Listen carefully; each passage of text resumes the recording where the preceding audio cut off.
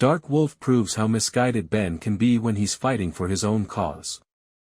Ben has created an intriguing complex where he prioritizes his team's devotion over anything, including the advice of his superiors.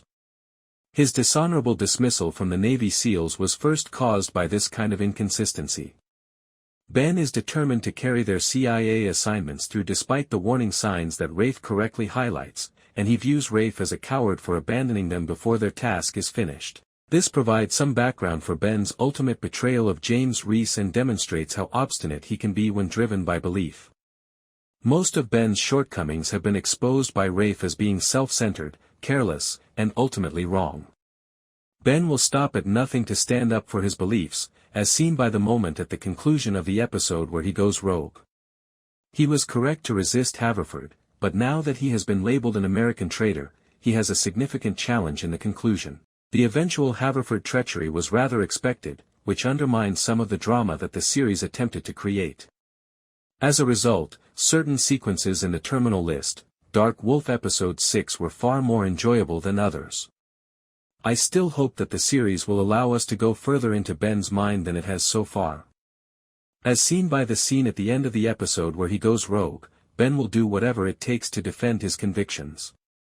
He was right to oppose Haverford, but he has a big obstacle at the end since he has been called an American traitor. Some of the drama that the series tried to establish was destroyed by the eventual Haverford betrayal, which was quite predictable. This made some scenes in the terminal list, Dark Wolf Episode 6 far more entertaining than others.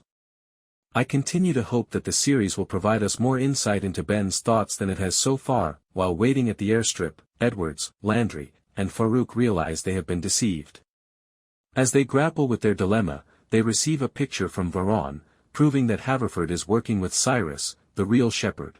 Without hesitation, at the end of the terminal list, Dark Wolf Episode 6, the trio intercepts a private jet bound for Tehran and murders Yusef and his whole crew.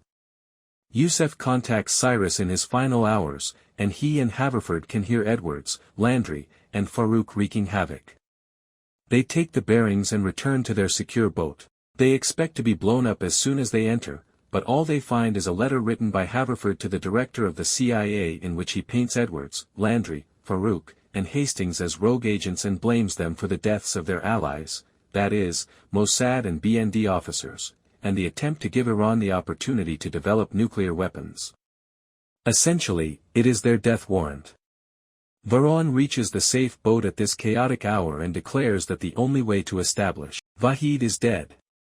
Cyrus is at a party with Yusef when he receives a call from Vahid's phone. He doesn't inform Cyrus that he has been apprehended. Instead, he states that he has the bearings, which will be handed to Yusef by the Khalid Network's couriers immediately before his departure from Geneva. Haverford murders Vahid as soon as the agreement is completed.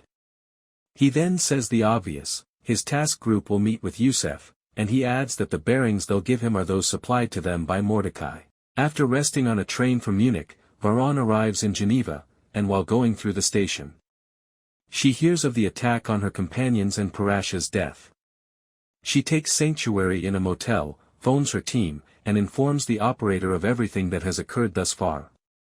The most crucial element here is that the person Veron murdered was most likely not the shepherd, and she is still seeking for him using the information on the Baldy's laptop. However, the operator recommends her to stay still and wait for extraction rather than following Haverford or the shepherd. She is instructed that her portion of the task is over and that she should return to base with all of the information she has gathered thus far. She claims to want to contact Edwards, but she is also forbidden from doing so. Instead of just waiting for someone to take her home, she begins hacking into the stolen laptop and discovers something strange about the false shepherd's death. I'm not sure what she observes, but I'm guessing she recognizes that the actual shepherd is still out there, and she wants to find him as soon as possible since Haverford is in contact with him, and they're most likely still manipulating Edwards and his comrades. Well, she isn't incorrect since, when she hunts down Haverford and receives access to CCTV video of his in-person meeting with the shepherd, she discovers Haverford with none other than Cyrus. Yeah, Cyrus is the true shepherd. Before proceeding to the exchange, Edwards has another verbal altercation with Hastings, who reminds him that they have wandered far from their initial purpose, which, by the way, concluded with Massoud Danawi's death. As usual, Edwards attempts to persuade Hastings to stay and finish the mission, but this time Hastings decides to go. Well, not technically, considering he observes the aforementioned interaction from a distance, and he may have acted if he believed Edwards' life was in danger. The next day, Edwards gets down to business and informs Landry and Farouk that they'll meet Youssef at the appointed airstrip, give the false bearings, get the cash, and go. Landry questions why he's being invited, especially given he was caught sexually harassing Veron. But I suppose for Edwards, patriotism erases all flaws, even sexual harassment. Anyway, Haverford provides them the information they need to present, along with his blessings, and sends the crew off to the conference.